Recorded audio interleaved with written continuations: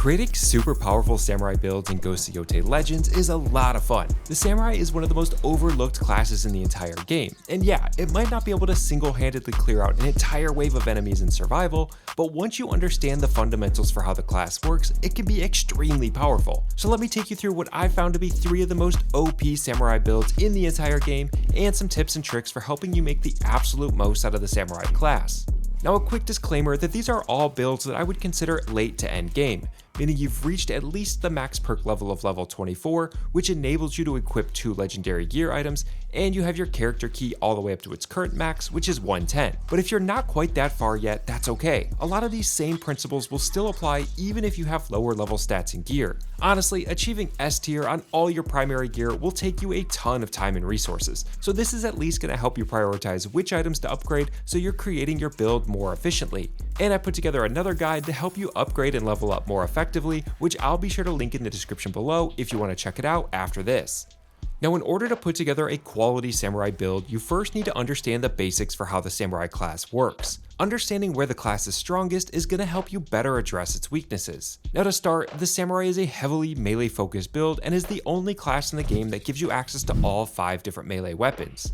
This makes it extremely flexible for anyone that favors the game's melee combat and likes using a diverse set of weapons. But the trade-off to that flexibility is that 4 of your 7 gear slots are taken up by melee weapons, and since most players really only use 1 or 2 weapons to begin with, these essentially end up being wasted slots. This makes it really important when playing as a samurai to make sure you're using every perk and weapon property to your advantage so you're not wasting any additional space. Now, to help with this, I recommend picking 1 primary melee weapon and working hard to get that upgraded to its max key and max scaling as soon as possible. I typically switch back and forth between a single katana and dual katanas depending on the build, but no matter which weapon you choose, definitely try to invest in the resources to get it upgraded to its max as quickly as possible. Now, another challenge with the samurai class is that since it's melee focused, it relies on you being pretty up close and personal with the enemy and is most effective when you're taking on an enemy one at a time. This is usually not the situation you find yourself in Legends. Most of the time, you're surrounded by a group of pretty aggressive enemies. Now, to help with crowd control, I highly recommend using fire, and I have the Raging Flame technique equipped pretty much all the time. Setting an enemy on fire will not only instantly stagger them and deal damage directly, but it'll also deal a small amount of damage over time. And with a heavy attack, it'll create an AoE to deal damage and stagger multiple enemies, which can help out a lot with crowd control. Now, the biggest tip for taking advantage of fire is knowing exactly when to use it. A lot of players don't know this, but if timed right, you can light throwable weapons on fire. Hitting an enemy with a throwable weapon counts as a heavy attack, so throwing a weapon that's on fire will have an area of effect that will deal fire damage and stagger any nearby enemies. Now, I also like to save my Hachiman's Fury ultimate technique until I have my fire ready to go. I'll activate my Raging Flame and then I'll trigger Hachiman's Fury. This is going to increase the area effect of fire and deal a ton of damage and stagger to all nearby enemies. I'll cut you down!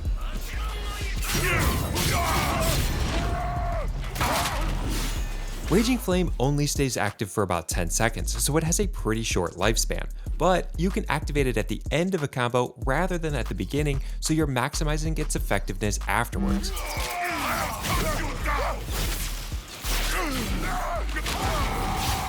Or by activating it after you've hit a perfect parry, you can maximize the damage on those counterattacks.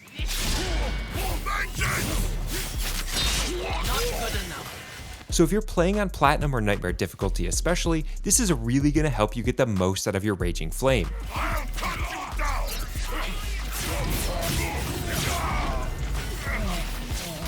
Now, another tip to help maximize your melee is to make sure you're taking advantage of the special abilities that come with your weapon. Most melee weapons will come with abilities that are either a combo or a special ability that costs spirit to perform. These abilities are unblockable attacks which can easily break through an enemy's guard, and enemies just sitting there and holding down the block button are the absolute bane of every samurai player's existence. Not only are these special attacks a great way to help you close distance, which is extremely important for a melee focused build, but most combos will also provide you with some decent iframes.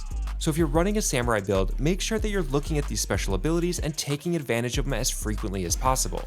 Now, another thing that I recommend for every samurai player is to equip something that I like to call an interrupt. An interrupt is something that will instantly break an enemy's guard and leave them open to an attack. Ghost weapons are the perfect interrupts because they'll disrupt the enemy, leaving them open so you can move in for a combo or a special attack and you won't have to worry about them blocking. Some of the most effective ones I've found are the kunai or the tenjutsu, and I like to use these either at the beginning to open up a combo or at the end to deal some extra damage after I've finished a combo. I also like to prioritize ghost weapons that have a relatively high ammo count so you can use them multiple times, or low cooldown so you can use them more often. Okay, so with all of that in mind, let's take a look at the first build, which I call the Firestarter Samurai build. This is probably my favorite build in the entire game and is my go-to whenever I jump into nightmare survival missions. The real heart of this build is the legendary Lightning Spite dual katanas as my primary weapon combined with the Raging Flame. These legendary dual katanas come with the special ability that Takezo's dual slash calls down a lightning strike at the end of a combo. Not only is this special ability great at dealing damage directly, but since that additional lightning strike will either hit an enemy you're attacking for an easy double hit, or it'll hit another nearby enemy, it's great at crowd control and getting out of a tight situation.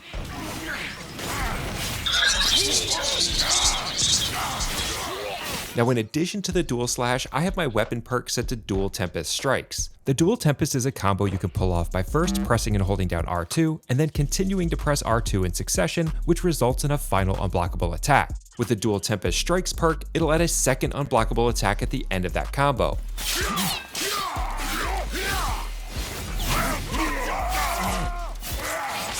Now, if you do want to maximize fire damage, you could go all in with the Burning Blade perk instead, but especially on Nightmare difficulty where even regular enemies have a ton of health, I really like that additional unblockable attack at the end of the Tempest Strike, and I just don't really find fire damage all by itself to be super powerful.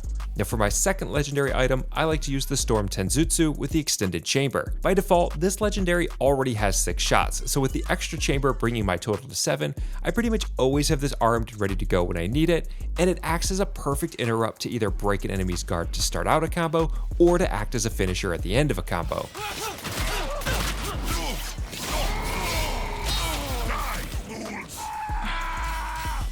Now, in terms of my other gear for this build, if you're not using any of the other melee weapons, just have these equipped with whatever the highest level key and scaling weapons you have available. I like to have the properties set to maximize damage and spirit moves damage since I'll be using that spirit ability quite a bit. You should also be sure to have a decent amount of ultimate gain and ultimate damage since Hachiman's Fury is one of the best ultimate abilities in the game and one of the best ways for a samurai to deal damage to a large group of enemies. Now, the wildcard item for this build is my ranged weapon, the Taganashima. This is a long-range rifle that I like to use to help me thin out a crowd before I run in and engage. I also like having the properties for this set to ranged spirit gain, just in case I need a bit of spirit to pull off my special abilities before running into a fight. Now, a variation of this build that I'm having a ton of fun with is one that I call the Shogun Spirit Gun build. This is a build that focuses on building up a lot of spirit so I can take advantage of those spirit abilities much more often and have them be as powerful as possible. For this build, I swap out my dual katanas for the legendary Thunderous Katana, which I use as my primary weapon. This katana comes with the spirit ability, the Heavenly Slash, which is one of my favorites in the entire game. It's a highly concentrated unbreakable attack that has the potential to deal a ton of damage, especially when paired with the Raging Flame. Now, in addition, the Thunderous Katana comes with the special ability that has a 30% chance of throwing nearby enemies. Now, honestly, I don't find that this happens all that often, but when it does, it can very easily clear out a group of enemies, so it's definitely something that I find worth it.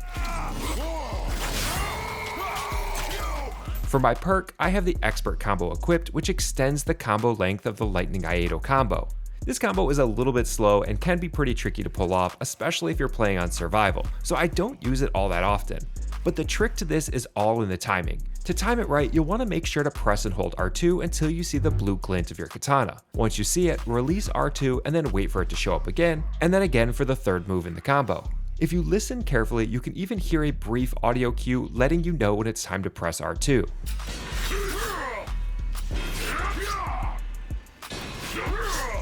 Now, for my second legendary gear slot, I have the Storm Tenjutsu equipped because I just love how many rounds of ammo you get, and I use this weapon all the time as my interrupt. And for my properties, I'm pretty much going all in on spirit gain and spirit damage. This is going to ensure that I pretty much never run out of spirit and I'm constantly able to use that spirit ability. Now if you did want to gain even more spirit, you could swap out the basic charm for the spirit brew. This grants you access to sake, which will instantly fill up a portion of your spirit. Personally though, I don't really like the edge effect that happens once you drink the sake, and there is always that danger that you drink a little bit too much of it. A ghost was struck down. So instead, I like to just focus on properties that fill up my spirit while I'm attacking. Now my last build is one for all my fellow parry lovers out there, and I call it the Bounty Master parry build. The ability to parry in Legends is not exactly the most practical, but with the right build it can still be really powerful, and hitting a perfect parry and dealing a ton of damage in the process is incredibly satisfying. The key to this entire build is the legendary Risky Parry charm. This charm disables regular parries, but similar to the Bounty Master armor in the base game, hitting a perfect parry will provide you with 3 counterattacks. Now I don't actually think that hits 2 and 3 do as much damage as that first initial hit. From my testing, it seems like that first hit is really the one that's doing the bulk of the damage. Now I'm not entirely sure if that's a bug that'll eventually get fixed, or that's just the way it's supposed to be, but even still, getting in 3 unblocked attacks can be a huge advantage. I also have my weapon properties mostly set to maximize counterattack damage, since once I do hit that perfect parry, I'll be maximizing the amount of the damage I'm dealing, even if hits 2 and 3 aren't hitting quite as hard. Now for my primary weapon, I do have another property set to increase my perfect parry window. This just helps give me a little bit of buffer for hitting that perfect parry. But I wouldn't recommend going all in on that perfect parry window property. For my testing, it didn't really seem to make all that much of a difference, so I'm pretty sure those properties don't stack. So it's much better instead to use those properties for something that deals additional damage, or in my case, helps me build my ultimate ability. Now another version of this build, you can swap out the Risky Parry charm with the Samurai's Bracers. This charm deals a major amount of stagger to enemies with every parry, and it does stack with the increased melee damage stagger perk. I do actually like this version of the build quite a bit. Even though you're not getting those 3 guaranteed counterattacks, you're essentially building up enough stagger that you can still get in a good couple of hits after a perfect parry. It also has the added benefit that all other parries aren't completely disabled, so it is a little bit less risky. Okay, but those are my 3 samurai builds that I think are the most bang for your buck samurai builds in Ghost of Yotei Legends. But what's really cool about Legends is just how many build varieties there are, so definitely let me know which builds you're rocking in the comments below. And if you're earlier in the game and want a better understanding of some of the game's fundamentals, I definitely recommend checking out this video right here. As always, thanks everyone for watching, and I'll see you on the next one. Aid me!